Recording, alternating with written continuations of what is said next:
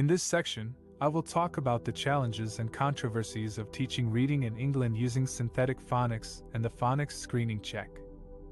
Synthetic phonics is an approach that focuses on teaching children how to decode words by sounding out the letters and blending them together. The phonics screening check is a statutory test that all children in Year 1 have to take to assess their phonic abilities and knowledge of 85 grapheme-phoneme correspondences. Synthetic phonics has become the dominant approach to teaching reading in England since 2012, when the government introduced the phonics screening check and other policies to promote it. However, this approach has been criticized by many researchers, teachers, and parents for being too narrow, rigid, and ineffective. Some of the main challenges and controversies are: synthetic phonics does not pay enough attention to the meaning and comprehension of texts, which are the ultimate goals of reading. It also ignores other aspects of reading, such as vocabulary, grammar, fluency, and motivation. Synthetic phonics does not take into account the diversity and individuality of children's learning needs, interests, and backgrounds. It assumes that all children learn to read in the same way and at the same pace, which is not true. Synthetic phonics does not allow teachers to use their professional judgment and expertise to choose the best methods and materials for their pupils. It restricts them to follow a prescribed curriculum and use approved phonics schemes that may not suit their contexts or pedagogies. Synthetic phonics does not foster a love of reading and a positive attitude towards books among children. It may make reading boring, stressful, and meaningless for some children, especially those who struggle with decoding or have special educational needs. The phonics screening check is not a valid or reliable measure of children's reading abilities or progress. It tests only a limited aspect of reading, decoding, and uses pseudo-words, non-words, that have no meaning or context for children. It also puts pressure on teachers and children to perform well on the test, which may lead to teaching to the test and narrowing the curriculum. These are some of the challenges and controversies of teaching reading in England using synthetic phonics and the phonics screening check.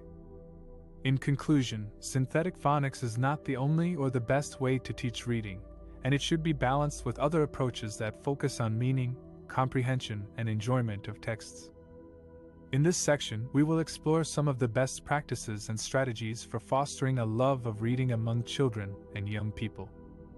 Reading is not only a skill that is essential for academic success, but also a source of enjoyment, creativity, and personal growth.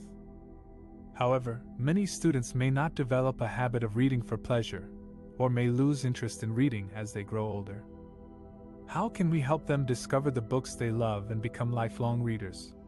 One of the key factors that influences students' motivation to read is choice. When students have the opportunity to select their own books based on their interests, preferences, and reading levels, they are more likely to engage with the text and enjoy the reading experience. Therefore, it is important to provide students with a variety of books that reflect their diverse backgrounds, cultures, identities, and experiences, as well as different genres, formats, and topics. Teachers can help students find books that match their interests by conducting surveys, interviews, or book talks, or by creating personalized book recommendations.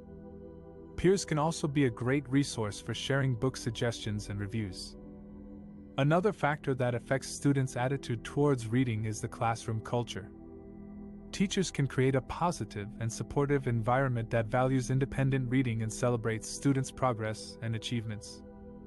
For example, teachers can set weekly or monthly reading goals with students and help them monitor their own growth. Teachers can also design fun and creative activities that encourage students to respond to their reading in different ways, such as writing summaries, drawing illustrations, making connections, asking questions, or sharing opinions. Additionally, teachers can model their own love of reading by sharing their favorite books, reading aloud to students, or joining them in silent reading time. Finally, one of the most powerful ways to foster a love of reading among students is to involve families and communities in the process. Teachers can communicate with parents and caregivers about the benefits of reading and provide them with tips and resources on how to support their children's literacy development at home. For example, parents can create a cozy and quiet reading space for their children, read aloud to them or with them regularly, ask them questions about their books, or join a family book club. Teachers can also partner with local libraries, bookstores, or organizations to provide students with access to more books and reading opportunities.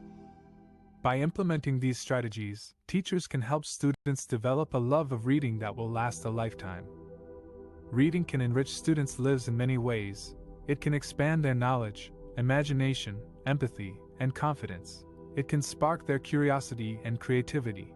It can help them understand themselves and others better, and it can provide them with entertainment and relaxation. As educators, we have the responsibility and the privilege to inspire our students to become passionate readers who will never stop learning and growing.